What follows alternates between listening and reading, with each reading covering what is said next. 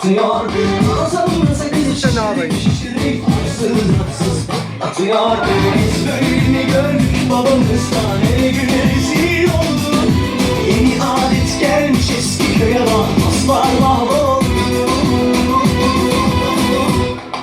Seni gidip kıran, yılanı derinden çıkaran, kaderin püskül belam, ne kalarsan. Seni gidip kıran, yılanı derinden çıkaran, kaderin püskül belam, ne kalarsan.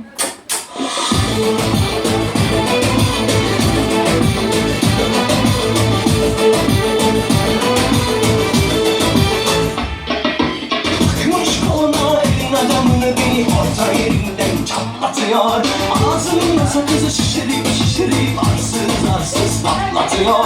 Biz böyle mi gördük babamızdan, her gün rezil